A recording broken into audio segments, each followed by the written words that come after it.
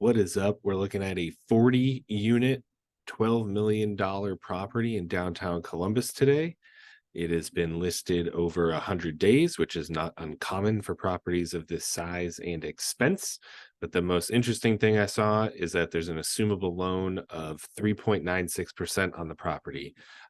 So I wanted to dive deeper, and here's kind of what I found out. This is the brochure that the commercial brokers do up. The whole place has been redone. It has, I think, 33 residential units, five uh like premium penthouse units, and then 2 units that are floor level retail space. So lot to kind of dig into, but luckily they did give us some numbers down here. These are just kind of some renderings and floor plans of the different units, and we'll get here to the numbers in a sec. But the what I wanted to point out is that a lot of times this isn't provided and you're kind of starting from scratch, or you're coming up with your own numbers. And it's always a good idea to do that anyway and compare what you got versus what like the selling broker got. But the idea here is that we're just doing an initial look. We're trying to understand at what price would this deal even make sense. And then if we're going to go after it with a particular buyer, what would that acquisition strategy or that offer look like to kind of start that conversation. So first step first, does this thing even make sense? So I pulled a lot of the numbers that I'm going to show you from this. So we used their gross income. We used their net operating income. So we just said, okay, we'll trust you on that and we'll see how it goes. One thing I do want to point out is that a lot of these units are kind of at the top end of rents. Like there's studios and one bedrooms they're asking $1,300 for. Another one bedroom's $1,450. That's pretty expensive even in downtown Columbus for a long-term rental. But it's premium, so it could very well fetch it. But as affordability goes, there's probably not a lot of room, at least in the next 3 to 5 years, to push those rents, at least on the one bedrooms.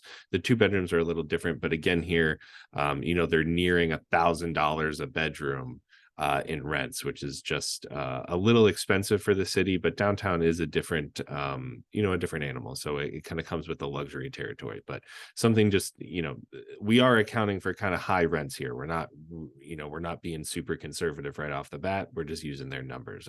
That's my point. My long rambling point. So gross income was the 1,000,001 that I talked about. The expenses we pulled was a 342. The NOI is what they told us at the 763. Now, what I did that is a little different than most people would probably be able to do is I have access to something called PropStream. And in PropStream, it pulls all the public mortgage data. So we were able to pull what that existing mortgage from public records was. It's got that 3.7 or 3.96 rate.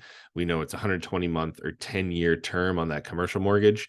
And then it gives us an estimated monthly payment and an estimated loan balance. But you can actually go, and I used a commercial mortgage calculator, and you can kind of recreate that original mortgage with the same terms and get an idea of if it's accurate or not. And I was able to reproduce it. So that's what we did. So that's that initial debt service that they already have on it. Is a cost of $643,000 annually as that debt service. And there's about $3 million, it looks like, left on that note, or $3.5 million left on that note. So that's only going to cover a quarter or a third of your debt stack on this. So we're going to have to come up with something else. But as you can see, the biggest issue is that after we take out that debt service, our cash flow is only 119 grand. So already we're seeing that there's not a lot of extra room to make any more debt payments, even at that low interest rate. So perhaps the asking price is a little high, which it is. That's what we found out. So the NOI doesn't really have anything to do with the debt service. Everybody knows that. And really what they're asking for at the $12 million range, well, I can do that right here for you, is cap rate at 12 mil. If we do this divided by 12, 1, 2, 3, 1, 2, 3. Stop it. What are you doing to me?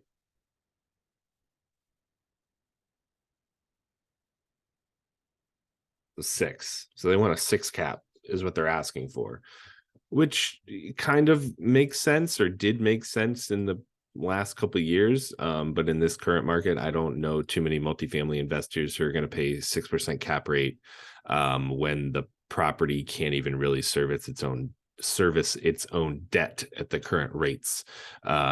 So great building, overpriced, as you can see. I would rather see an 8% return, so we're talking more like a $9.5 million building instead of a 12, so that's a little more reasonable.